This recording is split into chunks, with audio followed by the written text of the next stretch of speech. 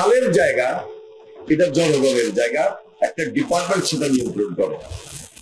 এবং এই খালের জায়গা যদি নিতে হয় ডিসির পারমিশন ছাড়া কাগজে কলমে কারণ নেওয়ার কোনো ক্ষমতা নেই, কোনো ডিপার্টমেন্টও পারবে না।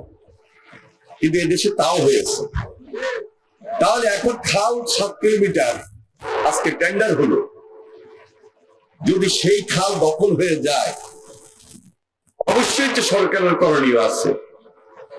খাল টেন্ডার হয়েছে, খনন হবে এবং কাজের ধারাবাহিকতায় খাল উদ্ধার হবে ইনশাল্লাহ। আমরা ফ্যাসিবাদ বিরোধী আন্দোলনে যারা সক্রিয় ছিলাম সবাই এক এবং ঐক্যবদ্ধভাবে ভূমিকা অবতীর্ণ ছিলাম। আজকে পার্লামেন্ট চলছে, পার্লামেন্টের বিরোধী দল এখানে আছেন, উনি ওনার কথা বলছেন, আমি সরকারি দল এটার উত্তর দিচ্ছি, আমি আমার কথা বলতেছি। এটা হলো গণতন্ত্রের সৌন্দর্য। কিন্তু আমরা সরকারি দল বিরোধী দল কোন কারণে অন্যায়কে প্রশ্রয় দিই, দুর্নীতি যদি প্রশ্রয় দিই তাহলে ওই পার্লামেন্টে মারামারি শুরু হয়ে যাবে। এই জন্য আগে থেকে মাঠ পর্যায়ে, ফিল্ড পর্যায়ে আমাদেরকে খুব সজাগ থাকতে হবে। প্রতিটা বাক্য বিনিময়, প্রতিটা কথাবার্তায়, কাজে করবে একজন মন্ত্রী কি করছেন, একজন এমপি সাহেব কি করতেছেন, ওনারা যদি স্বচ্ছ থাকে তাহলে নিচের দিকেও স্বচ্ছ থাকে। আজকে এই স্বচ্ছতার যুগ এসেছে। ইতিমধ্যে আপনারা লক্ষ্য করেছেন, যেদিন আমরা ক্যাবিনেট মিটিং ফার্স্ট করেছি সেদিন সারা বাংলাদেশে কৃষকদের 10,000 টাকা কৃষি ঋণ সুদ সহ মকুব করা হয়েছে।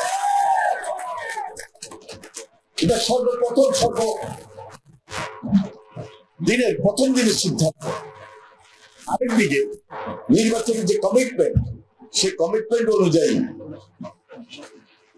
আমাদের শুধু খাল খনন না, ফ্যামিলি কার্ড, এই ফ্যামিলি কার্ডটা এখন পাইলট স্কিমে চলছে, পরীক্ষা নেব। কৃষি কার্ড 14 তারিখ উদ্বোধন হচ্ছে। সবার জন্য স্বাস্থ্য, সবার জন্য শিক্ষা। আমরা আগেই বলেছি খুব মেগা প্রজেক্ট করে আমরা টাউনের মধ্যে আমাদের উন্নয়নকে সীমাবদ্ধ রাখবো, আর গ্রামের মানুষ উন্নয়ন পাবে না, ওই নীতিতে আমরা বিশ্বাসী নই। যারা ওই নীতিতে বিশ্বাসী ছিল তারাই হাজার হাজার কোটি টাকা বিদেশে পাচার করেছে এবং শেষ পর্যন্ত 5 আগস্ট দেশ থেকে পালিয়ে গিয়েছে। বিএনপি সেই দল, বড় মানুষের দল, বড় মানুষের পাশে থাকার দল। দুর্নীতিকে চ্যালেঞ্জ হিসাবে আমরা নিয়েছি।